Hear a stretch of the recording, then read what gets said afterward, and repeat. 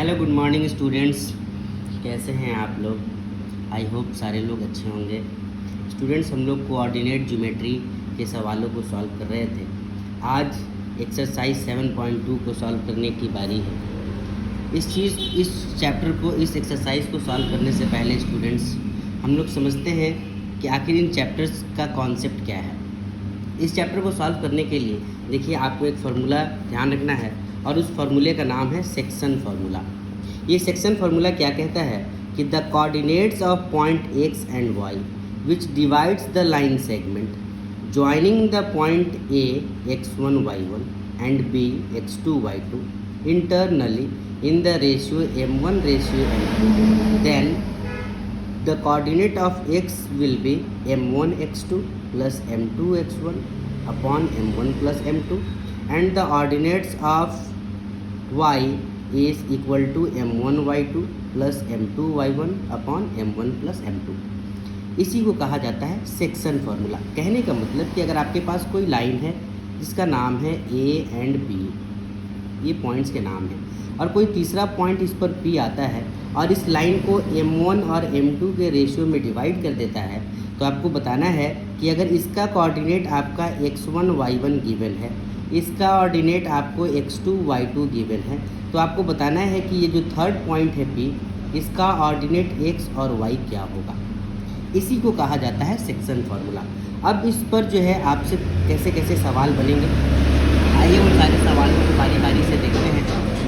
ठीक है students, I hope कि ये बात आपको समझ में आया कि सेक्शन फार्मूले से आखिर हम फाइंड क्या क्या कर सकते हैं।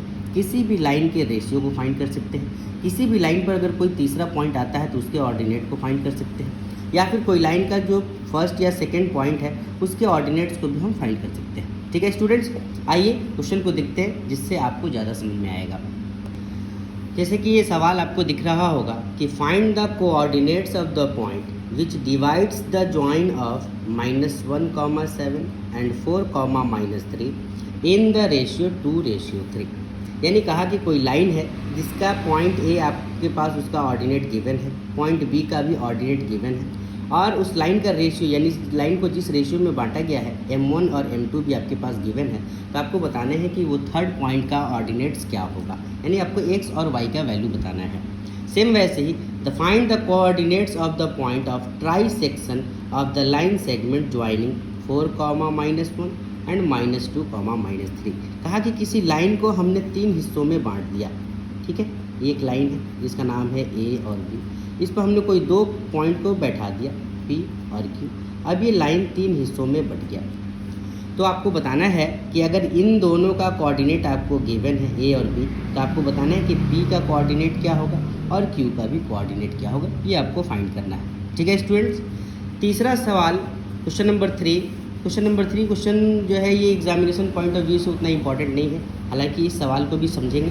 उससे पहले क्वेश्चन नंबर 4 और 5 को समझते हैं। क्वेश्चन नंबर 4 आपसे ये पूछा गया कि फाइंड द रेशियो, यानी आपको m1 और m2 का वैल्यू बताना है।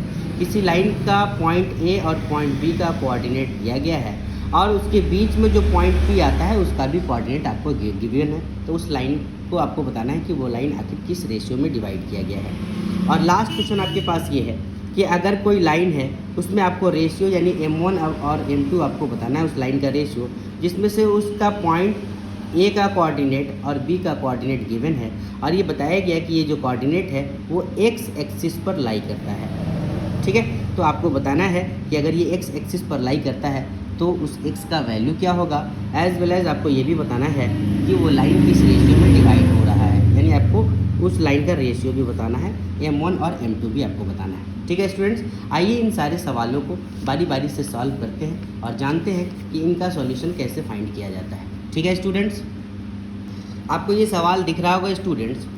पहला सवाल ये है कि find the coordinates of the point which divides the join of -1, 7 and 4, -3 in the ratio 2:3।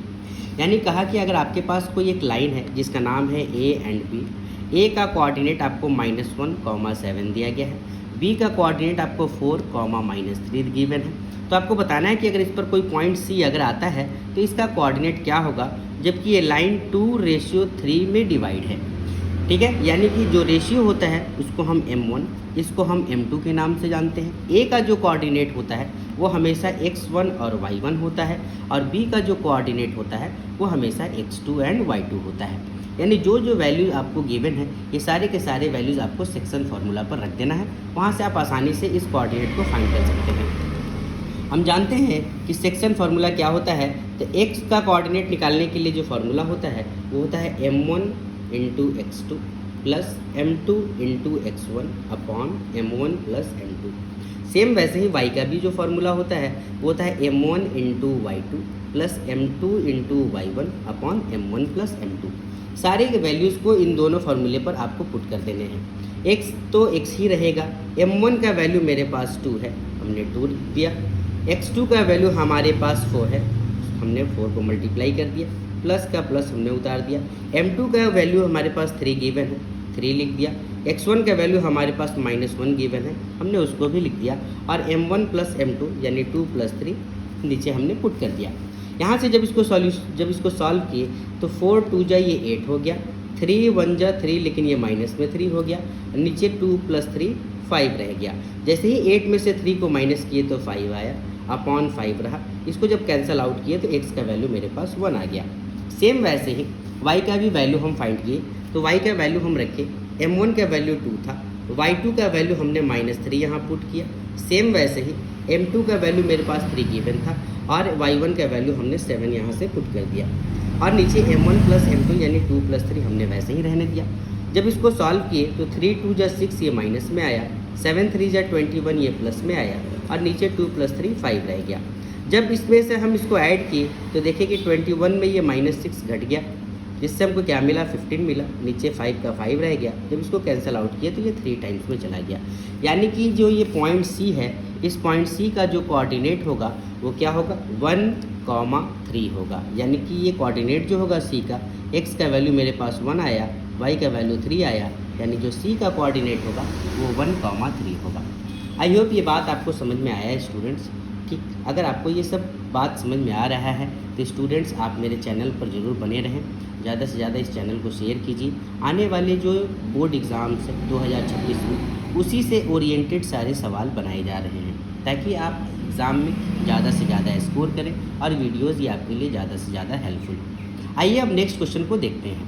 Next सवाल आपसे ये पूछा गया कि find the coordinates of the point of trisection of the line segment joining 4, -1 and -2, -3।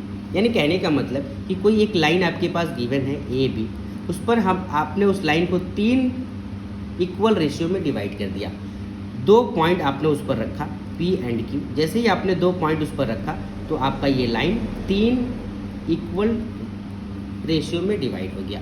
ठीक है, इसी को कहा जाता है ट्राई सेक्शन। तो आपको बताना है कि ये 2 जो पॉइंट आपने उस लाइन पर पुट किया है, ये दोनों पॉइंट का कोऑर्डिनेट्स क्या होगा ये आपको बताना है। अगर हम ये लाइन यानी कि A से P तक का लेंथ और पूरे P से B तक का लेंथ को अगर हम लें तो हम क्या देखेंगे कि ये लाइन किस रेशियो में डिवाइड हो रहा है। A से P तक का रेशियो 1 है, लेकिन P से B तक का जो रेशियो है वो 1 और 1 2 है। उसी चीज़ को हमने लिखा कि अगर AP रेशियो PB हम लिखना चाहें तो 1:2 लिख सकते हैं।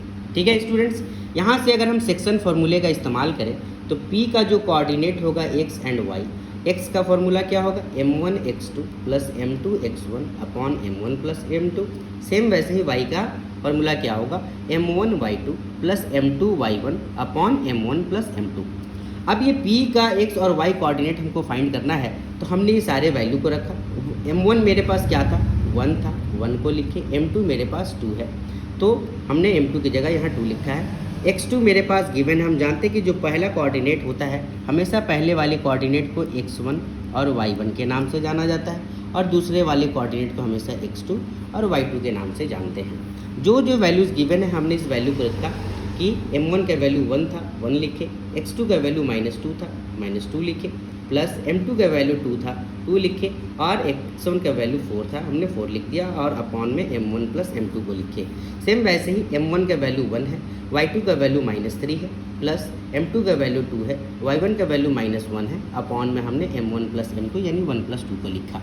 यहाँ से इसको सॉल्व किए स्टूडेंट्स, तो हम क्या देखें कि -2 को 1 से हमने मल्टीप्लाई किया तो -2 आया, 4 को हमने 2 से मल्टीप्लाई किया तो 8 आया, 1 और 2 को ऐड किए तो नीचे अपॉन में 3 ही रह गया। वैसे ही यहाँ -3 से 1 को मल्टीप्लाई किए -3 आया, 2 से -1 को मल्टीप्लाई किए -2 आया, 1 प्लस 2 को हमने ऐड किया तो वो 3 ही रह गया। यहाँ से हमने क्या देखा कि P का जो कोऑर्डिनेट आपका x एंड y होगा, ये -2 अगर इसमें हम ऐड करेंगे तो ये 6/3 होगा। 6/3 कहने का मतलब 2 होगा, और ये दोनों के दोनों माइनस में है तो -3 और -2 -5 होगा, और अपॉन में 3 रहेगा। यानी P का कोऑर्डिनेट x एंड y जो होगा वो 2, -5/3 होगा। ठीक है स्टूडेंट, अभी तक हमने जो है इस P का कोऑर्डिनेट को फाइंड किया है। अब हम Q के कोऑर्डिनेट्स को फाइंड करेंगे। आइए अब पॉइंट Q का कोऑर्डिनेट्स को फाइंड करते हैं स्टूडेंट्स। ये लाइन आपके पास गिवन था, इस Q का कोऑर्डिनेट आपको फाइंड करना है। अब यहाँ से अगर हम ये पूरे लेंथ को A से Q लेंथ को A से Q और Q से B लेंथ को अगर हम फाइंड करना चाहें तो हम देखिए कि यहाँ से यहाँ तक का लाइन का जो ये रेशियो है ये 2 है, क्योंकि ये 1 और ये 1 था, ये 2 हो गया, और ये रेशियो 1 रह गया। यानी AQ से लेकर के QB का जो रेशियो होगा वो 2:1 होगा। बाकी आपके पास पॉइंट जो गिवन है वही आपका x1 y1 है, और यही आपका x2 y2 है। इसी वैल्यूज़ को आपको Q का x और y फाइंड करने के लिए फॉर्मूले में, सेक्शन फार्मूले में पुट कर देना है। अगर हम Q का x निकालना चाहें तो वो फार्मूला हम जानते हैं m1x2 प्लस m2x1 अपॉन में m1 प्लस m2 होगा। सेम वैसे ही y का अगर आपको वैल्यू निकालना है तो m1y2 प्लस m2y1 अपॉन में m1 प्लस m2 होगा। जैसे ही हमने वैल्यू को रखा, m1 की जगह हमने 2 लिखा, x2 की जगह हमने -2 लिखा, प्लस m1 की जगह m2 की जगह हमने 1 लिखा, और x1 की जगह हमने 4 लिखा। बाकी m1 प्लस m2 यानी 2 + 1 हमने वैसे ही रहने दिया। सेम वैसे ही यहाँ पर भी m1 का वैल्यू हमने 2 लिखा, y2 का वैल्यू हमारे पास -3 गिवन था, प्लस m2 का वैल्यू हमने 1 लिखा, y1 का वैल्यू हमारे पास -1 गिवन था। बाकी ये 2 + 1 वैसे ही रह गया। हमेशा पहला कोऑर्डिनेट x1 ये y1 होता है, ये x2 और ये y2 होता है, ये आपको ध्यान रखना है। अब इसको अगर हम सॉल्व किए तो हम क्या देखें, 2 को हमने -2 से मल्टीप्लाई किया तो -4 आया, 4 को हमने 1 से मल्टीप्लाई किया तो 4 आया, 2 और 1 को ऐड किए तो 3 आया, 3 को हमने नीचे लिख दिया। सेम वैसे ही -3 से हमने 2 को मल्टीप्लाई किया -6 हुआ, 1 से -1 को मल्टीप्लाई किया -1 आया, और 2 + 1 अपॉन में 3 रह गया। यहाँ हम क्या देखें कि ये और ये डाटा कैंसिल आउट हो गया, यानी कि ये 0 हो गया। 0 को 3 से हमने डिवाइड किया तो 0 ही आया, जबकि ये दोनों माइनस में था तो ये -7/3 हो गया। यानी कोऑर्डिनेट Q का अगर आपको x और y कोऑर्डिनेट फाइंड करना था तो वो वैल्यू क्या होगा, 0, -7/3 होगा। आई होप ये बात आपको समझ में आया। कोई भी लाइन अगर ट्राई सेक्शन होता है तो ये आपको हमेशा ध्यान रखना है कि वो लाइन 3 हिस्सों में बंटता है, और तीनों का तीनों हिस्सा का रेशियो जो है हमेशा इक्वल होता है। ये आपको बात ध्यान रखना है। ठीक है स्टूडेंट्स, आइए नेक्स्ट सवाल को बनाते हैं। नेक्स्ट सवाल क्या है, देखिए स्टूडेंट्स, नेक्स्ट सवाल आपसे ये पूछा गया कि फाइंड द रेशियो, यानी आपको m1 और m2 फाइंड करना है, in which the line segment joining the points -3, 10 and 6, -8 is divided by -1, 6। यानी कहा कि कोई लाइन आपके पास a b गिवन है, a का कोऑर्डिनेट -3, 10 दिया गया है, b का कोऑर्डिनेट 6 और -8 दिया गया है। इसी लाइन पर कोई तीसरा पॉइंट है C जिसका कोऑर्डिनेट आपको -1 और 6 दिया गया है। तो आपको बताना है कि ये पॉइंट जैसे ही इस लाइन पर आता है, इस लाइन को किस रेशियो में डिवाइड करता है, यानी m1 और m2 का वैल्यू आपको बताना है। ठीक है स्टूडेंट्स, आपको उसी सेक्शन फार्मूले का इस्तेमाल करके इस वैल्यू को फाइंड करना है। यूजिंग सेक्शन फार्मूला x का फार्मूला क्या होता है, m1x2 plus m2x1 upon m1 plus m2। Same वैसे ही y का भी फार्मूला क्या होता है, m1y2 plus m2y1 plus upon m1 plus m2। ठीक है स्टूडेंट्स, यहाँ हम जैसे ही वैल्यू रखे, अगर हमने x का वैल्यू x को लिखा, x का वैल्यू अगर हमने यहाँ -1 लिखा, सारे कोऑर्डिनेट्स का वैल्यू हमने लिख दिया है कि पहला वाला कोऑर्डिनेट हमेशा x1 y1 कहलाता है, बाद वाला कोऑर्डिनेट हमेशा x2 y2 कहलाता है, और बीच वाला कोऑर्डिनेट हमेशा x और y के नाम से जाना जाता है। जैसे ही हमने इस फॉर्मूले पर वैल्यू को रखा, x की जगह हमने -1 लिखा, m1 हमको गिवन नहीं था, x2 जो है हमारे पास 6 था, हमने उसको लिखा, प्लस M2 गिवन नहीं था, और जो x1 जो था वो हमारे पास -3 था। नीचे M1 प्लस M2 हमारे पास गिवन नहीं था, हमने उसको वैसे ही लिख दिया। ये डाटा जो है M1 प्लस M2 डिवाइड पे था। डिवाइड का चीज़ कोई भी इक्वल के इधर आता है तो वो मल्टीप्लाई में जाता है, यानी -1 से अगर हमने M1 प्लस M2 को मल्टीप्लाई किया तो M1 भी -M1 होगा और M2 भी माइनस में होगा। बाकी 6 से हमने M1 को मल्टीप्लाई किया, 6M1 आया। -3 से M2 को मल्टीप्लाई किए तो माइनस का 3M2 आया। अब हमने M1 को एक तरफ कर दिया और M2 को एक तरफ। -M1 को हमने अपनी जगह पर रहने दिया, 6M1 को हम इक्वल के इधर ले आए तो माइनस का 6M1 हो गया। सेम वैसे ही -3M2 को हमने वैसे ही रहने दिया, और ये माइनस का M2 को जैसे ही इक्वल के इधर ले आए तो ये प्लस का M2 बन गया। हमने क्या देखा कि ये भी माइनस में है और ये भी माइनस में है, 1M1 और 6M1 दोनों माइनस में, तो टोटल माइनस का 7M1 हो गया। 3M2 माइनस में था और 1M2 प्लस में था, यहाँ पर मेरे पास माइनस का 2M2 बचा। यहाँ से M1 और M2 का हम रेशियो जब निकालना चाहें तो देखिए कि M1 वैसे ही रहा, ये M2 को हमने डिवाइड में ले आया क्योंकि ये गुना में था, डिवाइड में आया, और ये 7 गुना में था तो इधर डिवाइड में आया, तो हमने देखा कि -2/-7 ये हो गया, जिससे ये माइनस माइनस कैंसल आउट हो गया। यानी M1 और M2 का जो रेशियो होगा वो 2:7 होगा, और यही आपका आंसर होगा। आई होप ये बातें आपको समझ में आ रही है स्टूडेंट्स। अगर आपको वीडियोज़ अच्छा लग रहा है स्टूडेंट्स तो आप इस वीडियोज़ को ज़्यादा से ज़्यादा शेयर कीजिए स्टूडेंट्स। आइए एक आखिरी सवाल को देखते हैं। ये सवाल बहुत ही इम्पॉर्टेंट है और ये सवाल पिछले साल के क्वेश्चन में भी पूछा गया था। क्वेश्चन ये है कि फाइंड द रेशियो, यानी आपको M1 और M2 बताना है, in which the line segment joining A 1, -5 and B -4, 5 is divided by the x axis. Find the coordinates of the point of division. कहा कि कोई एक लाइन है जिसका ऑर्डिनेट पहला A है, दूसरा B है, इसका ऑर्डिनेट आपको गिवन है। हमेशा पहला वाला x1 y1 होता है, बाद वाला हमेशा x2 y2 होता है, और कोई पॉइंट P है जो इस लाइन पर आया, जो x एक्सिस पर डिवाइड करता है। जिस एक्सिस पर डिवाइड किया जाता है वो एक्सिस वैसे ही होता है, और बगल वाला जो है एक्सिस वो हमेशा 0 हो जाता है। यानी x एक्सिस से अगर ये डिवाइड किया है तो x आपका x ही होगा, जबकि y आपका 0 हो जाएगा। कभी भी अगर ये एक्सिस वाला क्वेश्चन आपके पास आए कि किसी एक्सिस पर अगर पॉइंट जो है किसी लाइन को डिवाइड करता है, हमेशा आपको जो है दोनों के दोनों फार्मूले का इस्तेमाल करना है, यानी x और y दोनों का फार्मूला इस्तेमाल करना है, और उससे आपको पॉइंट्स को के वैल्यू को निकालना है। यानी ये हमेशा आपको x पूछा जाएगा और ये x आपको निकालना है। साथ ही साथ आपसे जो है रेशियो भी पूछा जाएगा, यानी कि M1 और M2 का भी वैल्यू आपको फाइंड करना है। ठीक है स्टूडेंट्स, आइए इस वैल्यू को फाइंड करते हैं यूजिंग सेक्शन फार्मूला। x का फार्मूला क्या होता है, M1 x2 plus M2 x1 upon M1 plus M2। Same वैसे ही y का फार्मूला क्या होता है, M1 y2 plus M2 y1 upon में M1 प्लस M2। हमने जैसे ही वैल्यू को रखा, x बराबर M1 गिवन नहीं था, जबकि x2 हमारे पास -4 था, M2 हमारे पास गिवन नहीं था, लेकिन x1 हमारे पास 1 था, अपॉन में M1 प्लस M2। सेम वैसे ही y का भी फार्मूला हम लिखे, y का वैल्यू हमने 0 लिख दिया, x का वैल्यू x ही था इसलिए हमने x ही लिखा। सेम वैसे ही M1 मेरे पास गिवन नहीं था लेकिन y2 5 था, और वैसे ही M2 मेरे पास गिवन नहीं था लेकिन y1 -5 था, अपॉन में M1 प्लस M2। जब हम इसको सॉल्व किए तो हम क्या देखें कि ये चीज़ डिवाइड में था, और डिवाइड का चीज़ इक्वल के इधर आकर के मल्टीप्लाई होता है, यानी ये दोनों का दोनों चीज़ 0 से जब मल्टीप्लाई होगा तो ये 0 ही बनाएगा। बाकी इधर 5M1 का 5M1 रहेगा और -5M2 का -5M2 रहेगा। अगर M1 को हम 0 के इधर ले आएंगे तो ये माइनस का 5M1 होगा इक्वल्स टू माइनस का 5M2 होगा, जिससे ये माइनस माइनस कैंसल आउट हो जाएगा। अब हमें M1 और M2 का वैल्यू निकालना है। M1 अपने जगह पर रहेगा, M2 मल्टीप्लाई में है तो इक्वल के इधर डिवाइड में आएगा। सेम वैसे ही ये 5 अपनी जगह पर रहेगा और ये 5 यहाँ डिवाइड में आ जाएगा। दोनों को हमने कैंसिल आउट किया तो क्या देखा कि M1 और M2 जो आया वो मेरे पास 1/1 आया, यानी कहने का मतलब M1 रेशियो M2 जो होगा वो 1:1 होगा। हमने M1 और M2 का वैल्यू फाइंड कर लिया, लेकिन M1 और M2 रेशियो फाइंड करने के अलावा आपको x का भी वैल्यू निकालना है। अब इसी M1 और M2 के वैल्यू को हमने इस x वाले फॉर्मूले में रख दिया, यानी M1 की जगह हमने 1 लिखा, बाकी मेरे पास x2 गिवन था, M2 की जगह हमने 1 लिखा, x1 हमारे पास गिवन था, बाकी M1 प्लस M2 यानी 1 + 1 हमने वैसे ही लिख दिया। जब हम यहाँ से सॉल्व किए तो देखिए -4 को हमने 1 से मल्टीप्लाई किया -4 आया, 1 को 1 से मल्टीप्लाई किए तो 1 ही आया, अपॉन में हमने 2 लिख दिया। यानी x का जो वैल्यू हमने क्या देखा कि अगर हम इसको ऐड किए तो -3 आया, अपॉन का 2 वैसे ही रह गया, यानी x का जो वैल्यू आया मेरे पास वो -3/2 आया, और m1:m2 का जो वैल्यू आया वो 1:1 आया। आई होप कि ये सारी बातें आपको समझ में आ रही है स्टूडेंट।